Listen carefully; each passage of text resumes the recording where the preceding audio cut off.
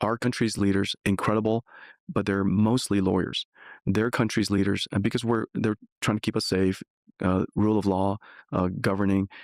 Their country was built out of poverty, and so most of their leaders are incredible engineers, some of the brightest minds. 平时咱们聊中美博弈，大家习惯性的会去对比航母数量、GDP 增速，或者谁的关税加得狠。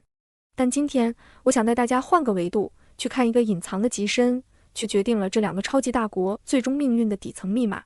这几天，一段硅谷顶流大佬英伟达 CEO 黄仁勋的访谈视频在外网刷屏了。作为现在手握全球 AI 算力霸权的人，他没有去吹嘘自家的芯片有多牛，而是非常认真地剖析了一个问题：为什么中国现在的科技产业会强得这么离谱？当所有人都在找技术原因的时候，这位科技狂人却直接把手术刀切向了国家治理的基因。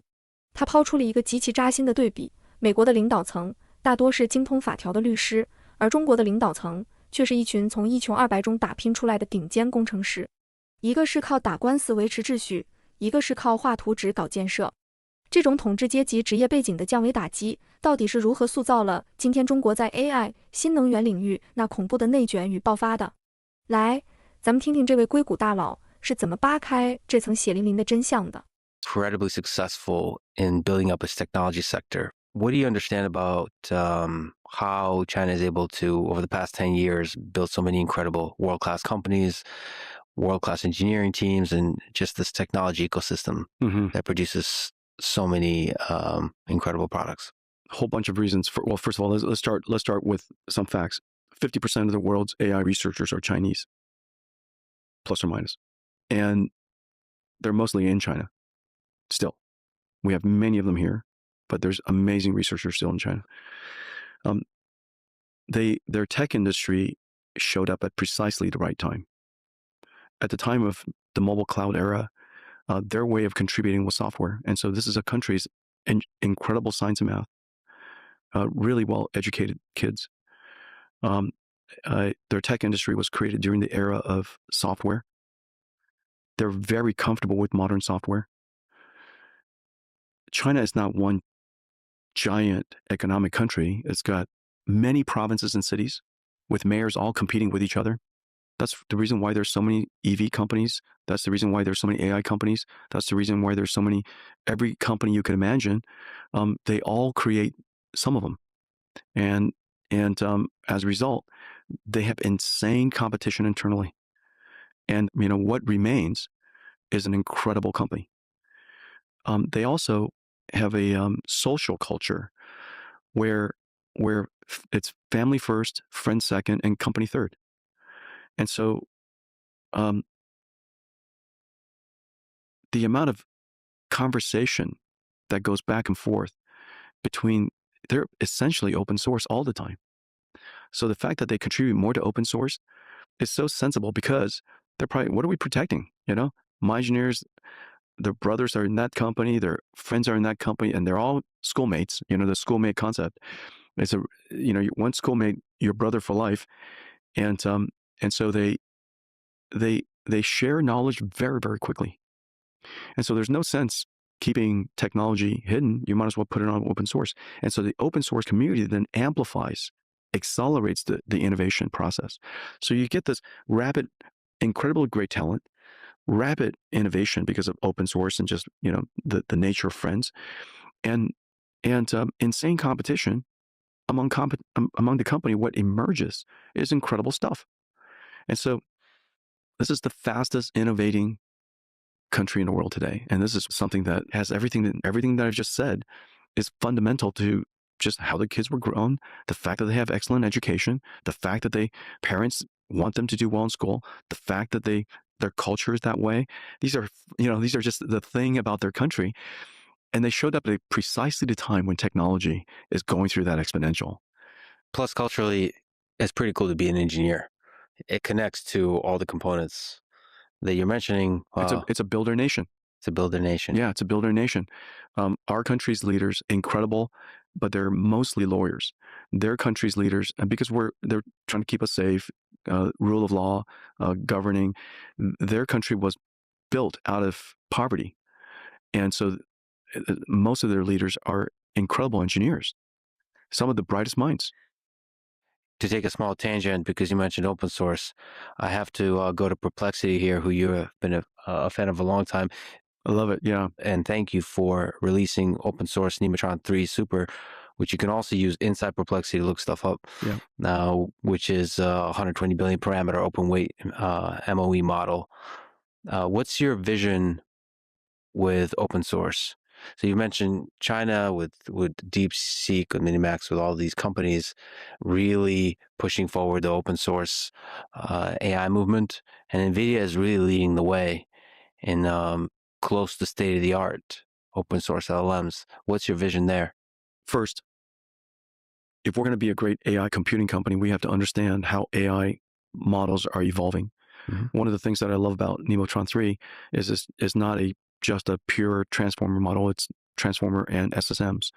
And we were early in developing the conditional GANs, that progressive GANs, which led step by step to diffusion. And so the fact that we're doing basic research in model architecture and in different domains gives us visibility into what kind of computing systems would do a good job for future models. And so it is part of our extreme co-design strategy. Second, I think we rightfully recognize that on the one hand, we want world-class models as products, and they should be proprietary. On the other hand, we also want AI to diffuse into every industry and every country, every researcher, every student.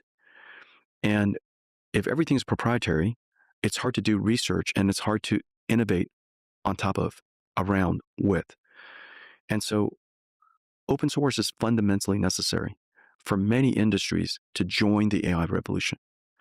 NVIDIA has the scale and we have the motives to not only skills, scale, and motivation to build and continue to build these AI models for as long as we shall live.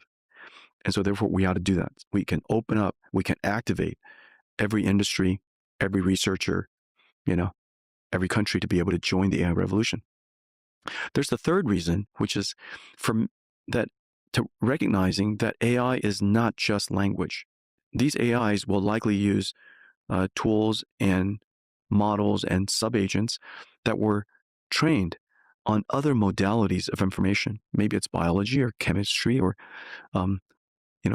laws of physics or, fluids and thermodynamics. And not all of it is in language structure. Mm-hmm. And so somebody has to go make sure that weather prediction, biology, AI for biology, physical AI, all of that stuff can be pushed to the limits and pushed to the frontier.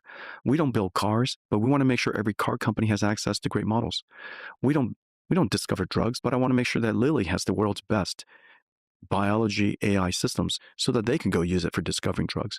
And so these three fundamental reasons, both in recognizing that AI is not just language, that AI is really broad, that we want to engage everybody into the world of AI, and then also co-design of AI. 听完老黄的这段话，不知道大家是什么感觉？